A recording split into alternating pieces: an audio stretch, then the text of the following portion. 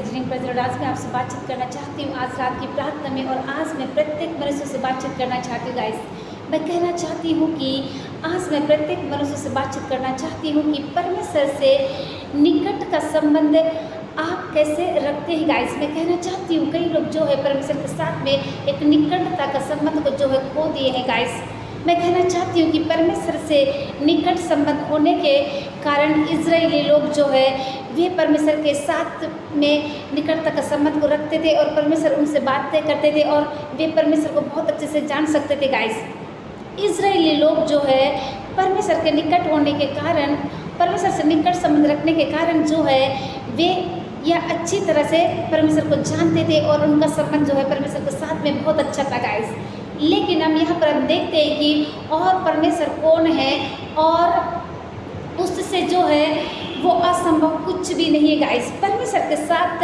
रही श्रेष्ठ संगति का उनके यादें जो है उनके मनों में रहती थी। गाइस, परमेश्वर जो है उनसे बातें करते थे और उनकी सुनते थे। गाइस, इजराइल लोग जब यीशु मसीह को प्रार्थना करते थे, यीशु मसीह जो उनकी प्रार्थना को सुनते थे और उनके साथ जो संगति करते थे, उन सारी चीज़ों को वे इजराइल लोग जो याद करते थे। गाइस, लेकिन आज के रात की प्रार्थना में अवसर करना चाहती हूँ, क्या आज रात की प्रार्थना में अवसर करना चाहती हूँ कि यदि आपका संबंध परमेश्वर से दूर हो गया है तो आप फिर से वापस आए और यीशु मसीह के साथ में फिर से आप उन इजराइलियों की तरह आप परमेश्वर के साथ में एक संबंध को रख सकते। गाइस, यदि आपका संबंध परमेश्वर से दूर हो गया है तो आप फिर से परमेश्वर के पास में आए और अपने संबंध को जो है यीशु मसीह के साथ में आप रखना शुरू करिए। गाइस, आप किस तरह से रखेंगे? जब आप परमेश्वर के साथ में टाइम बिताएंगे तब आप कर सकते। गाइस, मैं कहना चाहती हूँ कि आज का जो सब्जेक्ट है परमेश्वर से निकटता का संबंध।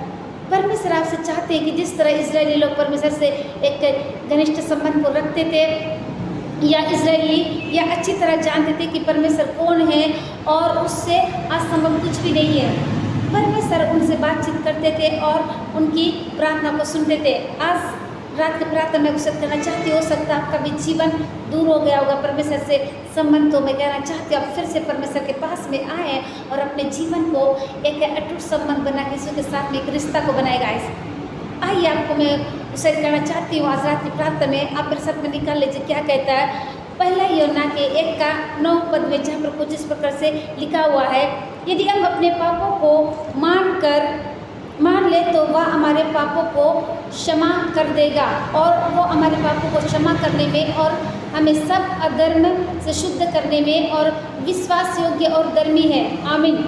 हम यहाँ पर देखते हैं कि गाइस परमेश्वर का वचन बहुत ही खूबसूरत तरीके से आज की रात की प्रार्थना में आपसे बातचीत कर रहे हैं। क्या कहते हैं कि परमेश्वर के साथ घनिष्ठता के संबंध की प्रतिदिन के लिए जो है पहली बात यह है कि हम कर सकते हैं गाइस कि हमारे पापों को उसके सामने प्रतिदिन अंगीकार करने की आदत को डालें। अगर आपसे पाप हो गया है या आपने पाप किया है या आपसे बार बार पाप हो रहा है, आप निकल नहीं पा रहे, तो आपको प्रतिदिन परमेश्वर के सामने अंगीकार करने का आदत को डालना है कि यदि हमारे पाप परमेश्वर के साथ में हमारे संबंधों में एक दरार बन रहा है और परमेश्वर के साथ में आपका कनेक्ट नहीं हो रहा है, तो आप परमेश्वर के पास में जाए और आप अंगीकार करें कि प्रभु मुझसे ये पाप हो गया है, आप इससे दूर हटाइए। हमारे संबंधों में एक रुकावट है तो हमें जो है उस रुकावटें को दूर करने के लिए उन्हें अंगीकार करना चाहिए। गाइस, अगर आपकी ज़िंदगी में कोई पाप है जो छिपा हुआ पाप है, आपको भी समझ में नहीं आ रहा है, पर आप प्रार्थना नहीं कर पा रहे हैं, आप परमेश्वर के पास में संबंध को नहीं रख पा रहे, तो समझ लीजिए कुछ ना कुछ आपकी ज़िंदगी में चल रहा है। वो पाप है जो आपको बाइबल पढ़ने नहीं देता, प्रार्थना करने नहीं देता, आपको वचन को पढ़ने नहीं देता, आपको लोगों के लिए प्रार्थना करने को नहीं देता, आप फास्ट रखने का मन नहीं करता, आप किसी के लिए प्रार्थना करने का मन नहीं करता, आपको सुसमाचार का प्रचार करने का मन नहीं करता, गवाही बताने का मन नहीं करता है। इसका मतलब है कि आपकी ज़िंदगी में कोई पाप है जो सारी चीज़ों को करने से रोक रहा है, तो आपको प्रतिदिन उन पापों को परमेश्वर के सामने अंगीकार करने की आदत को डालना है। गाइस, कि मुझसे ये पाप हो रहा है या हो गया है। सो गाइस, मैं कहना चाहती हूँ इस समय जितने लोग मुझको देख रहे हैं देश विदेश दुनिया के चोर से, गाइस एक छोटा सा गवाही बताना चाहती हूँ। कलेक्टर है पीयूष नाम के, वो उत्तर प्रदेश से हैं। उन्होंने कहा कि आप जो भी है मैडम, आप बहुत ज़्यादा एक्टिव रहती है, आपका प्रेयर लाइफ मुझे बहुत ज़्यादा पसंद है, पर मेरे साथ एक प्रॉब्लम चल रहा है। कि मेरे अंदर जो है बहुत से बुरे बुरे ख्याल आते हैं, मैं उससे कैसे निकलूँ। तो आज मैंने प्रचार किया है, आप इस प्रचार को सुन सकते हैं और आपका जीवन बदल जाएगा। सो गाइस, मैं कहना चाहती हूँ आइए। उसके बाद जो है उस बेटे ने मुझसे ये भी कहा कि जैसे मैं आपसे बातचीत कर रहा था, उसके बाद मुझे ऐसा लगा कि मेरा मन जो है चेंज हो रहा है। उसने कहा कि आपसे बात करके मुझको बहुत अच्छा लगा। उसने मैसेज में बात किया और मैंने मैसेज में ही उन्हें समझाया। उन्होंने कहा कुछ तो बात है आपसे बात करने से, अब मुझे अच्छा लग रहा है, अब धीरे धीरे मैं इस चीज़ से छूटना चाहता हूँ। मैं कहना चाहती हूँ कि अगर आप प्रार्थना करो किसी के लिए तो उसका जीवन बदलने पाए। सो गाइस, जितने लोग मुझको देख रहे हैं देश विदेश दुनिया के छोर से, यदि आपने अभी तक अपने पापों से पश्चाताप नहीं किया है और आपने उद्धारकर्ता के रूप में ग्रहण नहीं किया है, तो अपने पापों से पश्चाताप करें और अपने जीवन यीशु मसीह को दीजिए।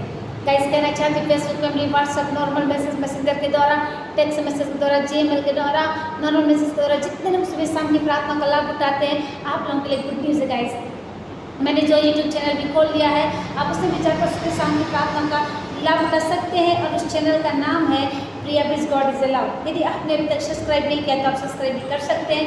गाइस, एक और गुड न्यूज़ आप लोगों के लिए। गाइस, मैं कहना चाहती हूँ मैंने जो टेलीग्राम भी ओपन किया है, आप उसे भी जाकर सुबह शाम की प्रार्थना का लाभ उठा सकते हैं। सो गाइस, ऐसा फिर मैं करना चाहती हूँ। धन्यवाद, धन्यवाद जीवन के देने वाले सामर्थ्य में प्रभु यीशु मसीह, इस खूबसूरत समय के लिए धन्यवाद, खूबसूरत दिन के लिए धन्यवाद जो आपने हमें दिया। मेरे पिता, सचमुच पिता, आप महान परमेश्वर है, आप अति पवित्र है, अति आदर के योग्य पिता।